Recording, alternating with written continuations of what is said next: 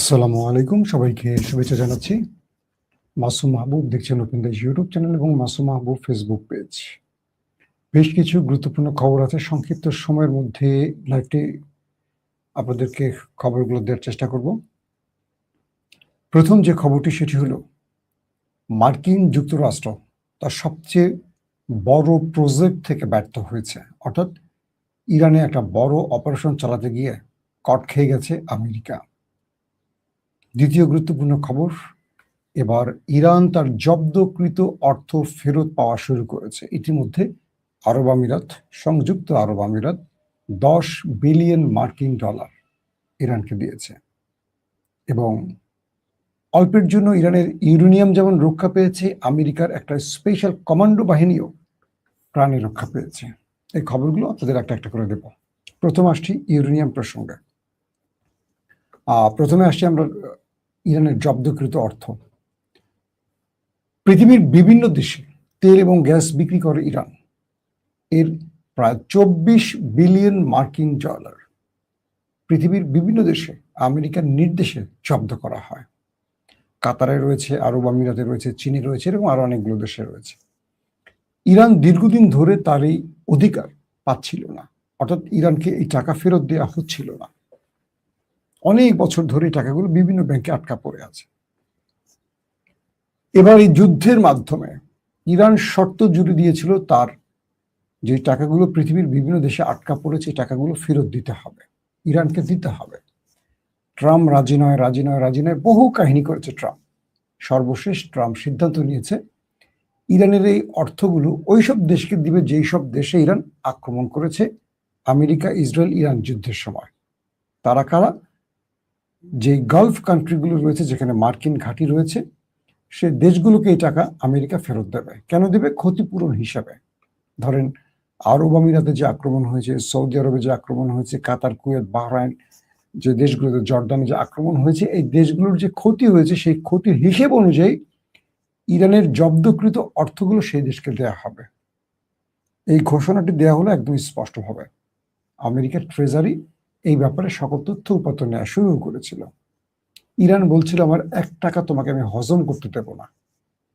Iran বলেছিল আমেরিকাকে যে আমার 1টি টাকাও তোমাকে হজম করতে দেব না, পুরো টাকা তো দিবা, উল্টা আমাকে ক্ষতিপূরণ দিবা আমার দেশে আক্রমণের জন্য।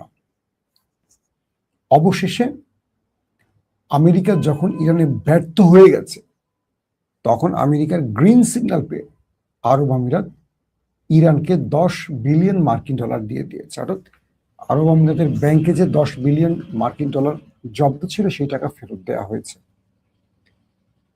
কিছু কিছু গণমাধ্যম বলছে প্রথমে 3 বিলিয়ন দেওয়া হয়েছে। 10 বিলিয়ন সমান কত? 1000, হ্যাঁ 1000। তো এই অর্থগুলো 1000 টাকা না, 1000 কোটি ডলার। তো এখন এই মুহূর্তে আমেরিকা ইরানের কাছে তার পরাজয়ের প্রথম স্মারকটি রেখে দিল। কিছু কিছু মাধ্যম বলছে আরব আমিরাত এই অর্থটি দিয়েছে আরো দুটো কারণ আছে। কি? প্রথমে আমেরিকা, ইসরায়েল, ইরান যুদ্ধের সময় সবচেয়ে বেশি ধোলাইটা হয়েছিল ইরানের পক্ষ থেকে কোন দেশে? ইসরায়েলে প্রথম, আর দ্বিতীয় ছিল আরব আমিরাত। এবং আরব আমিরাত যখন ইউক্রেনের একটি বড় সামরিক এক্সপার্টদের এনেছিল ড্রোন এবং এন্টি মিসাইল ব্যবহারের জন্য, সেই গ্রুপটাকেও ইরান ধ্বংস করে দিয়েছিল, মনে আছে আপনাদের? এবং আরব আমিরাতের সবচেয়ে গুরুত্বপূর্ণ জায়গাগুলোকে টার্গেট করে, শুধু মার্কিন বেস না, আরব আমিরাতের গুরুত্বপূর্ণ জায়গাগুলোকে টার্গেট করেও ব্যাপক হিট করেছিল। শেষ পর্যন্ত আমরা এমন তথ্য পেলাম, নেতানিয়াহুর কার্যালয় অর্থাৎ ইসরায়েলের প্রধানমন্ত্রীর কার্যালয় থেকে এমন খবর দেওয়া হলো যে গোপনে ইসরায়েলের প্রধানমন্ত্রী, মোসাদ প্রধান এবং সেনাবাহিনীর প্রধান ইয়াল জামির সহ প্রত্যেকে গোপনে আরব আমিরাত সফর করে গেছে এবং আরব আমিরাত ইরানের মধ্যে কয়েক দফা গোপনে হামলা করেছে। আপনারা এই খবরগুলো পেয়েছেন আমাদের মাধ্যমে বা আরো অনেক মাধ্যমে। অর্থাৎ বলা হচ্ছিল যে আরব আমিরাত মুসলিম বিশ্বের একমাত্র না, মুসলিম বিশ্বের অন্যতম বিস্ফোরা এবং বিশ্বাসঘাতক যারা ইরানকে পেছন থেকে ছুরি মেরেছে।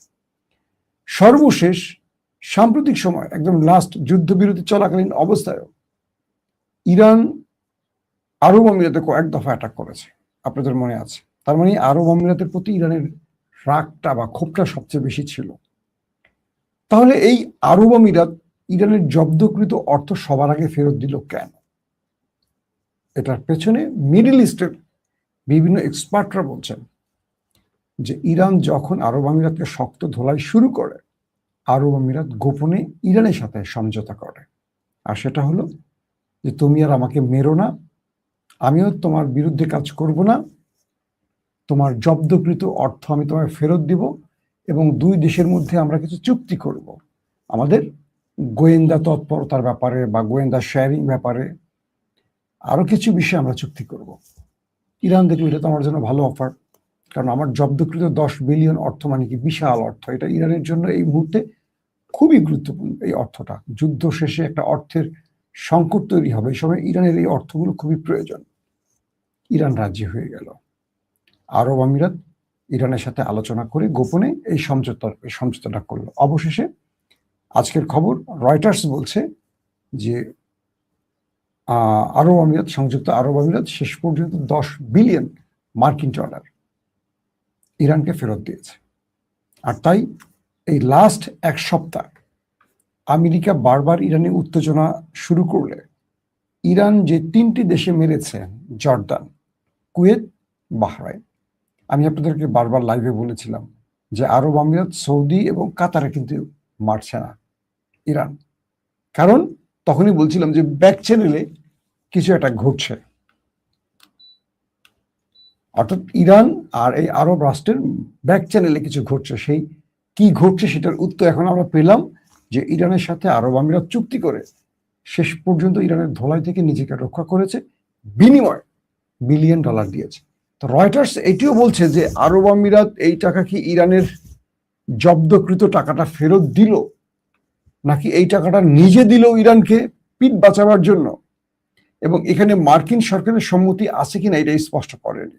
তবে এটা কনফার্ম বলা হচ্ছে যে আমেরিকার অনুমতি ছাড়া এত বড় অঙ্কের টাকা আরব আমিরাত ইরানকে দিতে পারবে না বা দেওয়ার সাহস করবে না। তার মানে আমেরিকা নিজে এই অর্থটা না নিয়ে, মানে না দিয়ে, কারণ আমেরিকা দিলে এই অর্থটা যদি আমেরিকা ফেরত দেয় তাহলে ট্রাম্পের রাজনীতি শেষ হয়ে যাবে, বলবে যে ইরানের কাছে ধোলাই খেয়ে ট্রাম্প অবশেষে ইরানকে টাকা ফেরত দিয়েছে। তাই ট্রাম্প কি করছে, আরব আমিরাতের মাধ্যমে আরব আমিরাতের টাকাটা দিচ্ছে, কাতারের টাকাটা কাতারের মাধ্যমে দেবে, এইভাবে ভিন্ন ভিন্ন দেশের টাকাটা তারা দেবে। তার মানে প্রথমে আমরা বুঝে গেলাম ইরান আরব আমিরাত কাছ থেকে যে টাকাটা পেল এটা আমেরিকারই ইচ্ছা অনুযায়ী হয়েছে এবং আমেরিকা তার পরাজয় মেনে নিয়েছে। নাম্বার 2, আমরা এখন দেখতেছি যে দুই দেশের মধ্যে চূড়ান্ত ডিল চলছে, মানে ডিল হয়ে যাচ্ছে, 2-1 দিনের মধ্যে সিগনেচার হয়ে যাবে এবং যুদ্ধ বন্ধ হয়ে যাবে। আপাতত দুই দেশের বক্তব্য অনুযায়ী এটা জানি, যদিও আমরা ট্রাম্পকে বিশ্বাস করি না, কারণ ট্রাম্প যখন তখন আক্রমণ করে বসতে পারে। তিনি সকালে আর বিকালে তাদের সিদ্ধান্ত, এগুলো আমরা সবসময় দেখেছি, ফ্ল্যাকচুয়েট করে। এটা কি সঠিক পেজ? আমার কাছে তো অন্য কেউ কপি করছে মনে হয়। একজন দর্শক প্রশ্ন করেছেন, এটা কি মাসুম ভাইয়ের সঠিক পেজ? আমার কাছে তো অন্য কেউ কপি করছে মনে হয়। দর্শক, আমি যে চ্যানেলটিতে লাইভ করছি ওপেন দ্য আইজ, এটা হলো আমার নিজের চ্যানেল, আর ফেসবুকে মাসুম মাহবুব নামে আমার পেজ আছে। এর বাইরে যারা করছে তারা সব কপি করছে বা চুরি করছে। তবে আরেকটি চ্যানেল আমাদের আছে, রিসেন্ট এটা আসছে ব্যাকআপ, ওপেন ভিউ টিভি, আমি বারবার নামটা বলছি, ওপেন ভিউ টিভি। এটা আমরা একটু এক্সক্লুসিভ ভিডিও আকারে রিপোর্ট দেওয়ার জন্য চ্যানেলটি নতুন করে করেছি। এর বাইরে আমাদের আর কোনো প্ল্যাটফর্ম নাই। বাকি যেখান থেকে আপনারা আমার এই ভিডিওটা দেখছেন তারা ধরে নেবেন চোর। এই চোরদের থেকে সতর্ক থাকবেন। এরা আমার পুরনো খবরগুলো এখন দিয়ে দিচ্ছে, ধরেন 2 বছর আগের খবরও দিয়ে দিচ্ছে শিরোনাম আজকে এটা দিয়ে। এদের তো ইজ্জত যাচ্ছে না, ইজ্জত যাচ্ছে আমার, যে মাসুম ভাই 2 বছর আগের খবর কেন বলছে। তাই আপনাদের একটু বুদ্ধি শুদ্ধি মাথায় রাখতে হবে। চ্যানেলটা আগে দেখবেন, আমি বারবার প্রতিটা ভিডিওতে আমার চ্যানেলের নাম বলি, এর বাইরে যে চ্যানেলগুলো সবই ফেক চ্যানেল। ওকে, আমি আপনার প্রশ্নের আলোর উত্তরটা দিয়ে দিই। এখন যেটা তৈরি হচ্ছে, তো ইরান আর আমেরিকার মধ্যে যে ডিল আলোচনাটা চলছে, ইরানের পররাষ্ট্রমন্ত্রী বলছে যে শিগগিরই তাদের মধ্যে ডিল হয়ে যাচ্ছে, সম্ভাবনা আছে। যে ডিফেন্সও বলছে অল্প কিছুদিনের মধ্যে ডিল হতে পারে। আমেরিকার প্রেসিডেন্ট একই ইঙ্গিত দিচ্ছেন। কিন্তু এই ডিলটার আগে আমেরিকা শেষ মরণ কামড়টা দিতে চেয়েছিল, অর্থাৎ যেদিন ইরানে আমেরিকা বড় অ্যাটাক চালাবে, খার্ক আইল্যান্ড সহ কয়েকটা বড় অ্যাটাক চালাবার পরিকল্পনা করেছিল, সেদিন গল্পটা ভিন্ন হতো। আজকে পৃথিবীতে ইরানকে আপনারা অন্য রূপে দেখতেন বা আমেরিকাকে অন্য রূপে দেখতেন। আসেন সে গল্পটা শোনাই।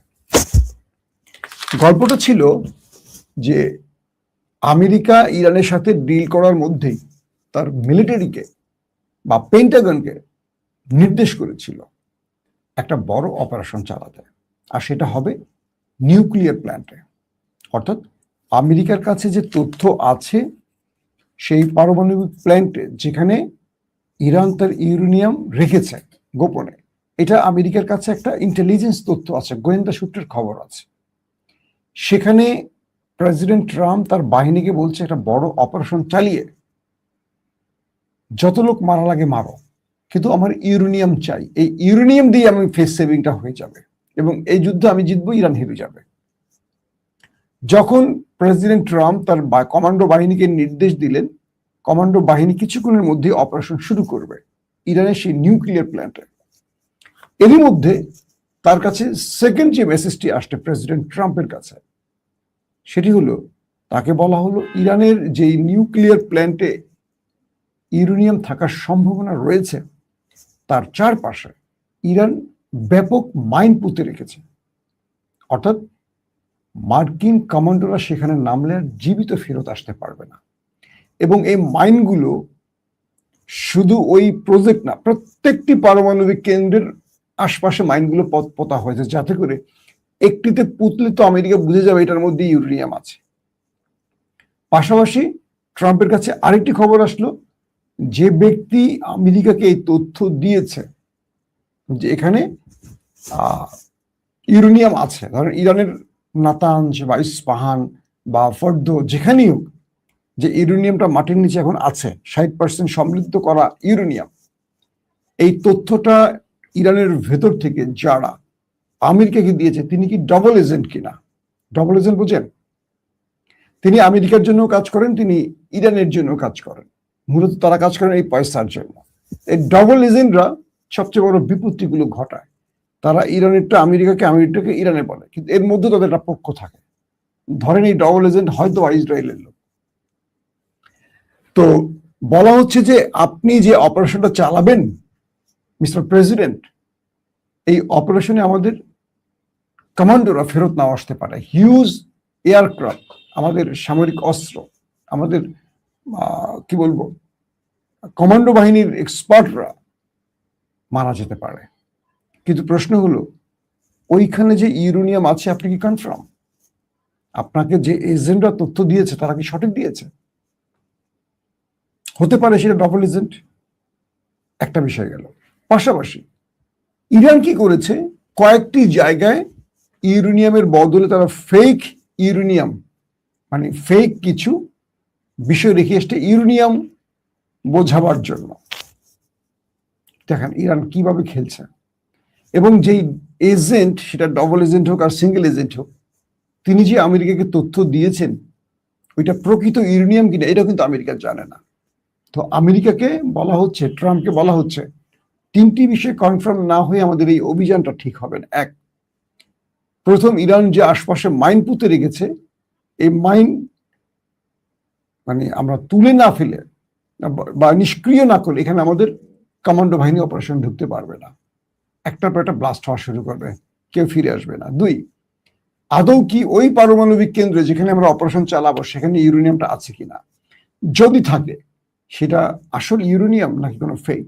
কারণ এই তথ্যগুলি আবার ইরানি ডবল এজেন্টের মাধ্যমে আমেরিকার কাছে পৌঁছিয়েছে, এরকম একটা ধারণা করা হচ্ছে। তো এখন বিষয়টা আপনি কি বুঝলেন?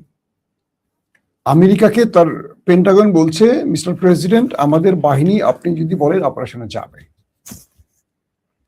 এখানে আরো ভয়ঙ্কর খবর হলো, ইরান যে মাইন পুঁতে রেখেছে, শুধু তাই নয়, ইরান তার ডবল এজেন্টের মাধ্যমে মার্কিন গুরুত্বপূর্ণ যতগুলো মানে এয়ারক্রাফট ঢুকতো ইরানে, একটাকে ফেরত যেতে দিত না। আর আমেরিকা চেয়েছিল এখান থেকে এই ইউরেনিয়ামটা নিয়ে কোন রকম তার ইজ্জতটা রক্ষা করবে। শেষ পর্যন্ত যখন আমেরিকা এই অপারেশনটি করতে পারেনি ইরানের চালের কাছে হেরে গিয়ে, তখন ডোনাল্ড ট্রাম্প শেষ পর্যন্ত ডিল করতে রাজি হয়েছে এবং ইরানের সাথে ইরান যে শর্তগুলো দিয়েছে প্রকৃতপক্ষে সবগুলো শর্তই মেনে নিয়েছে। আমি আপনাদের কালকে রাতে লাইভে বলেছি, নতুন করে আর বলতে চাই না, সংক্ষিপ্ত কয়েকটা বলি। এক, তারা ইরানের জব্দকৃত অর্থ ফেরত দেবে, ইরানের উপর থেকে আন্তর্জাতিক নিষেধাজ্ঞা তুলে নেবে, হরমুজ প্রণালীতে ইরান যেটি চেয়েছে টোল আদায়, সেটি টোল আদায়ের নামে হবে, অথবা সেটি একটি মানে কি বলবো মেনটেনেন্স, কোনো একটা বিষয় মেনটেনেন্সের উপর দিয়ে হতে পারে। এরকম করে প্রধান যে 4-5টা দাবি আছে প্রত্যেকটাই মোটামুটি আমেরিকা মেনে নিয়েছে। তো এই খবরটি আবার ইরানের গণমাধ্যমে আসায় ভীষণ খেপে গেছে ট্রাম্প। সে বলছে এগুলো ভুল, মিথ্যা অভিযোগ, এগুলো সত্য নয়, এই সেই ব্লা ব্লা ব্লা। তো পরবর্তী ইরানের পররাষ্ট্রমন্ত্রী আবার স্টেটমেন্ট দিয়েছে। এখন আপাতত দৃষ্টিতে মনে হচ্ছে দুই দেশের মধ্যে ডিলটা এগিয়ে চলছে, একটা স্থায়ী যুদ্ধ বন্ধ এবং দুই দেশের মধ্যে একটা সমাধানের পথ। পাশাপাশি আমি আজকে রাতে আপনাদের বলবো এই যুদ্ধে ইরানের লাভটা কোথায় কোথায় হয়েছে, অনেকগুলো তথ্য আছে, সেটা আপনাদের রাতে দেব। এখন বিষয়টা হলো, আমাকে এক দর্শক প্রশ্ন করছে, ইরান এতদিন দিনে ইউরেনিয়াম কাজে লাগিয়ে পারমাণবিক বোমা বানাতে পারলো না, তাহলে কি চুল ফালাইছে? বা ইরান কি বানাইছে না, আমি আপনি জানি? আমেরিকা তার চেষ্টা করছে। আপনি যে কমেন্টটা করছেন, আপনাকে একটু চিন্তা ভাবনা করে করতে হবে। যে কমেন্ট আরো 10 জন দেখছে, শুদ্ধ ভাষা করবেন, হ্যাঁ, ভালো ভাষা করবেন। তো বিষয়টা হলো, এইসব শব্দের অনেক সময় আপনার মানুষ ভাববে যে এটা লোয়ার ক্লাসের লোক বা লোয়ার ক্লাসের পরিবার, যে গালি দিবে না, গালি দিলে ঠিক না। এখন বিষয়টা হলো যে ইরান নিউক্লিয়ার বানাইছে কি বানায় না, এটা কে বলবে বলেন? ইরান কি বলছে আমরা বানাই নাই? আমেরিকা কেন ইরানের উপর এত আগ্রাসন চালাচ্ছে, চাপ দিচ্ছে যাতে না বানাতে পারে? আমার তো ধারণা ইরান বানিয়ে ফেলছে। ইরানের কাছে কতটুকু ইউরেনিয়াম আছে? আমি যে কথাটা বললাম, ইরান ফেক ইউরেনিয়ামও অনেক জায়গায় রেখেছে, যাতে ইরান আমেরিকা অপারেশন করে ব্যর্থ হয়। ফেক গুলো তারা পেয়ে মনে করে আমরা পেয়ে গেছি।